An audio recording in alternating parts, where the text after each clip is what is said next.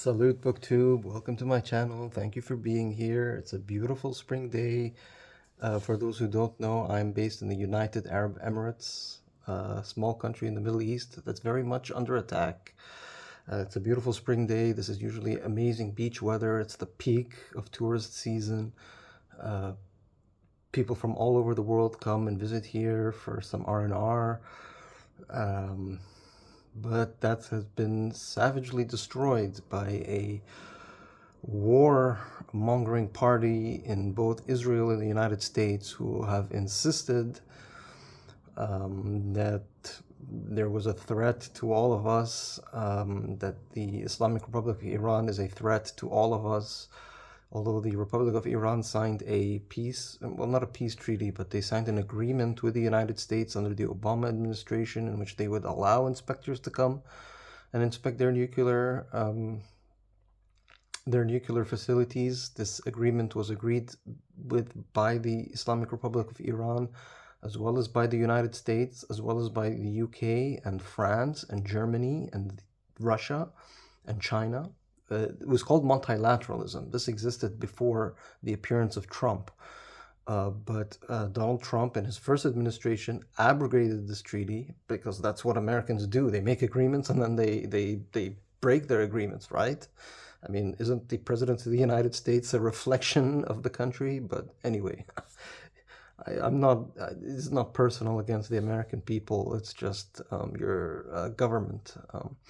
So they abrogated that treaty, and now they find themselves spending billions of dollars bombing schools, hospitals, banks, highways, oil refineries. And it's, what are we, day 16 now, day 17? Yeah, I guess that's the way it is. So yeah, but again, I don't want to turn this channel into a, I don't want to turn it into a political thing. This channel is about books, and I want to talk about books. Just suffice it to say, I'm okay, I'm safe. This country, my country, United Arab Emirates, has spent billions. We should give them credit, but it cost them a lot of money, billions and billions of dollars to intercept missiles, and that has kept the casualty lows extremely, the casualty rates extremely low. So that's something to be thankful for. Although who's going to pay for all of this? It's going to be us who's going to pay for it. Trump is not gonna. He's gonna make us pay for this at the barrel of a gun, basically, on the premise that he's defending us. But if casualties are low, there have been casualties, and it's very sad. But they're on the very low side, and that's, like, I don't know, in a weird way, a good thing. But in terms of economy, as I mentioned, this was a tourist season. This was a time of it's the Islamic Holy Month. After the Islamic Holy Month is a very celebratory period that's coming up. It's like the best thing I can compare it to is an Islamic Christmas. That's not going to be a good time. So the economy has been devastated. But at least the casualties are low so far. So who knows? With the incompetence and the just the rabid anger of the Israeli and American regimes, sort of what did they call it in World War II? Molotov-Ribbentrop Pact. Very similar. It's the Netanyahu-Trump Pact. But anyway, I don't want to dwell on it. I just want to say that I'm okay. I just want to say at this beginning that I'm okay, and I want to thank you for all the emails, all the comments. I'm still okay, at least for now. But what I did want to talk about this channel, I've been watching a lot of Booktube, and I'm seeing this event again. As I mentioned in my last video, one mistake I made was I made a mistake. I'm learning lessons. It's a lesson learned. I'm new to Booktube, but what I did was at the beginning of the year, I set a lot of ambitious reading plans. And those reading plans for the year takes up the whole year. I have a reading plan to read about America on its 250th anniversary, which is this year, 2026. And and appropriately, just like their 100-year anniversary, they were picking up the ravages of the Civil War. Here they are at 250th, I think, yeah, 250th. They're at war again, but I guess that's typical. But I've also been doing Russian Lit 2026 reading event, which is to read Russian literature throughout the year. I'm doing Historathon, which is a year-long event, so that leaves me very little flexibility. But I did see a reading event that I'm seeing a lot of booktubers doing, and it's becoming very popular. I saw it at the beginning, and I said, I just don't have the time. I don't have the leeway to do it. But then just watching the videos and seeing where you can take this reading event, it really encouraged me, pushed me to perhaps take part. Although it's late, we're already in the middle of the month. There's still 2 weeks left, so I think I can still do it. Again, I didn't discuss this in my TBR for March, but I do want to talk about it. The event is called March on the Rails, and the founder or the person who started it was Alan at Alan's Read. I'll link his channel. If I do remember, I'll link his announcement video to the event. And like I said, although we're already in the middle of March, we're a bit late, but you still got 2 weeks. I still have 2 weeks, and I hope to read at least one book pertaining to the event, which is March on the Rails. And March on the Rails, you can watch Alan's video, but I'll just read from the description on his video. He says, announcing the Booktube reading event March on the Rails, a month of reading about trains and railways in any genre, everything from Thomas the Tank Engine to Murder on the Orient Express. To participate, read any book featuring trains or railways, fiction, nonfiction, poetry, essay, or plays. Anything goes. They're also doing a group read of The Great Railway Bazaar by Paul Thoreau. I actually have that book. I should have brought it. Did I bring? No, I didn't bring it, but I have that book. But I don't know if I'm going to be participating in that event. If you want to, I'm sure Alan and the rest of them will welcome you with open arms, whether you have a Booktube channel or not, because I think they're doing it on Voxer. Anyway, you can see all the information on his announcement video, and I'll if I remember, I'll link it below. I'll certainly link his channel. So thank you, Alan, for this event. So what I wanted to do was just discuss a few of the books that I have about trains and railways. I've taken a bit of a broader interpretation of this. I mean, I could have gone, for example, you can go very, very specific about trains and railways. For example, I have this guidebook, which is by Sandeep Silas, and it's called Discover India by Rail. And this is exactly what you can see, the Taj Mahal and other landmarks from India, that wonderful country. It's got a lot of pictures. Those are the Himalayas of India. You've got the wildlife of India. What else have you got? Of course, the Taj Mahal is going to be... Is that the Taj Mahal? Yeah. Is going to figure prominently. But this book isn't... is really... It's a guidebook to the railways. So you get, like, every channel, you get, you get train timetables, what time the train goes, where to purchase the ticket, where are the stops, that kind of thing. So very, very train specific, train guide. And this is older. I mean, this is all, I don't know how accurate this is. I mean, you can find all of this on the internet now, I believe. Although the Indian train system is very bureaucratic. From my experience, I actually went on the Indian Railway, and it was a great experience, but let's just say it's not as straightforward as you would think. This is from 2001, so yeah, just as the internet was gaining steam. Another book, very similar, another country that I would love to... I haven't traveled to, but I'd love to travel. I'd love to travel on railway. It's very famous for its railway because it is the largest country in the world. This book is by Robert Strauss and Tamsin Turnbull. It's called The Trans-Siberian Highway. The Trans-Siberian Rail Guide. The rail guide, and you get the train right there in the front, just like you had this old classic train on the Indian cover. And this is the same thing, but this is Russia, and I guess it focuses more on Siberia. But again, there's actually a lot of art in this, like, yeah, that's basically what you get. You get um, timetables, you get destinations, and you get like you get a lot of maps, uh, a lot of stuff here about the Baltic states, Mongolia, not just Russia, but I guess is this written during the Soviet Union? No, 1996. Okay, but yeah, you get, maps, Moscow, really Moscow to Vladivostok and everywhere in between. So again, similar theme to the first book. But to read a guidebook, that's something that's more of a reference kind of work. What I wanted to do was to show some books that are related to trains that are, well, I've got two nonfictions because for those of you who are new, I read mostly nonfiction. So I've got two nonfiction examples, and then I've got a fiction example, and I think the fiction example is what I plan to read. But let me discuss it. The first one, again, not specifically related to trains, although the word railroad is in the description. I think most Americans, most of my listeners who are, or viewers who are a well-educated, well-read bunch will know what this is about. This is by Colson Whitehead, and it's The Underground Railroad, winner of the National Book Award. And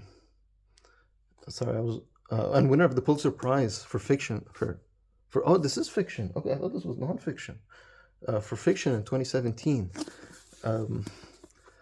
The Underground Railroad, okay, it's fiction, is, I should have checked that before I made the video, is, students of American history will know. The slaves were mostly in the south of the United States, and for most of American history, the North was slave-free. And so what and of course Canada, which was under British control, was a completely abolished slavery. So what a lot of black slaves in the South would risk their lives to do is to escape from their southern slave masters, escape using it's not a railroad. I don't know if they went on trains, but I doubt it's by trains, but they would go to safe spaces, safe spots on the way until they reached the Canadian border and into freedom. So that's what this book is about. I thought it was a nonfiction book about an underground railroad, but it's a work of fiction. So that's what it explains, the Underground Railroad, and slaves from the American South escaping to Canada on the northern border of the United States. Again, it got the name Underground Railroad because it was a sort of a secret passageway, a secret journey that the slaves would take to get to freedom. That's where the name comes from. And yeah, that's our author right there, Colson Whitehead, right there. Yeah, I thought, again, it is not specifically about trains, but the word railroad is there, so I said I'll include it. The other one is much more Middle Eastern based. This one is by Sean McMeekin, and it's called The Berlin to Baghdad Express. The subtitle is The Ottoman Empire and Germany's Bid for World Power, 1898 to 1919. You can see some of the German soldiers there. Sean McMeekin is a famous author. Well, he's a well-known author of nonfiction history related to this period, the end of the Ottoman period, World War I. But he's got a specific focus on the Middle East. He does a lot of, I think his specialty is in the Middle East and in the Ottoman Empire during World War I, end of the 19th century, early 20th century, which coincides with the end of the Ottoman Empire. But this book, again, The Berlin to Baghdad Express, was actually a train, a projected strategic vision that the Germans had to link Europe to what is called the Persian Gulf or the Arabian Gulf, whatever you will. There was already a train, and I think it still exists, that can link you from Berlin to to Istanbul, now Istanbul, what the Europeans still like to call Constantinople. That still exists. What the Germans wanted to do was to continue that train through Turkey and Anatolia all the way down to Baghdad, and then from Baghdad all the way to Basra on the Persian Gulf Coast or the Arabian Gulf Coast, and that's what this book is about. Just reading the back cover, it says the Berlin to Baghdad Express explores one of the most important but least understood stories of the First World War, the bid by the Germans to destroy the British Empire by harnessing the power of Islam. I mean, harnessing the power of Islam, yes, but there was also strategic reasons. As I mentioned, the train was to go to Baghdad and then to Basra. And Basra is in the south of Iraq, and that's where all the oil fields, the major oil fields of Iraq are. It's where all the major oil fields of Iran are. It's where all the major oil fields of the Gulf, Saudi Arabia, where I'm at, the United Arab Emirates, Kuwait, all those places. And that would give Germany an unimpeded land access to these strategically rich oil reserves. And of course, when the British heard about this, this was a breach or a threat, existential threat to their empire, and so they did everything to stop it, including declaring war on Germany, and Germany declaring war on England and Britain, and World War I, and the rest is history. So again. There's no train on it, but again, the word express it very much deals with the. If I read the next chapter, maybe I'm not doing an excellent job or a very good job at describing it. It says, as the Ottoman Empire threw its weight behind Germany, a hugely ambitious project began to unhinge Britain's global grip by turning the Muslim world against it. Strange expeditions of German spies, soldiers, and archaeologists fanned out from Tripoli to Kabul, spreading jihad, guns, and bribes. Afghanistan and Persia, which is Iran, very much in the news, were courted as allies for an attack on British India, and all the while frantic attempts were being made to complete the Berlin to Baghdad railway, the weapon that could have won the war. So again, it's mostly a World War I book, but at the middle of it is the Berlin to Baghdad railway, which, had it been completed, again, could have changed the world we live in. Who knows if it changed the world for the better or worse, but we won't get into that. The final book, which is the book I think I'm going to read, this is a work of fiction. Again, train is there on the title. Excuse me. It's in the title. I don't know how much trains are in this. This book I had discussed recently in February. There were a few February tags about films and movies, and this book came up. And then it hit me that, wait, there's an event called March on the Rails, and it's about trains and railways. Again, I watched the movie. I haven't read the book. I don't remember because I watched the movie. This must have been when I was a teen. This must have been in the 90s, early 2000s. I don't remember the link with the trains, but the book is by Irvin Welsh, and it's Train Spotting. This book... Again, I don't remember the link to the train, but the word train is there. This is March on the Rails. I'm taking an expansive view of the event. This is about Scottish drug culture in the 80s and 90s, I believe. Just the lowest of the low. Just addiction. It's about addiction. It's about, again, I'm remembering from watching the movie. Now I really want to read the book, although I don't know how intellectually stimulating this is. It's, I guess, maybe that's what I need because of the situation, some soft reading, although again the subject matter isn't soft. It's very tragic. Drug addiction, drug dealing, just the effects that drugs has, not just on the user but on everybody around him or her. So I don't think it's going to be too light. What I remember from the movie, it was quite sad actually, but it's a big book. It's over 400 pages. Again, Train Spotting. I do know that this one thing where this is a bit, I don't know, controversial is that it's written, the author Irvin Welsh wrote it in Scottish vernacular, so it's written with a lot of the it's not, the wording is in Scottish, a lot of I, and I can't do a Scottish accent, but You get the idea, I believe. I think I'm gonna get into this. It's March. I'm recording this in the middle of March, so I don't know. I have 2 weeks. I think I'll try to finish it as quickly as possible and maybe discuss it after for March on the Rails. Again, not exactly about trains. I don't know how much trains are in this. I forget why this is called train spotting, because this is about heroin and drugs.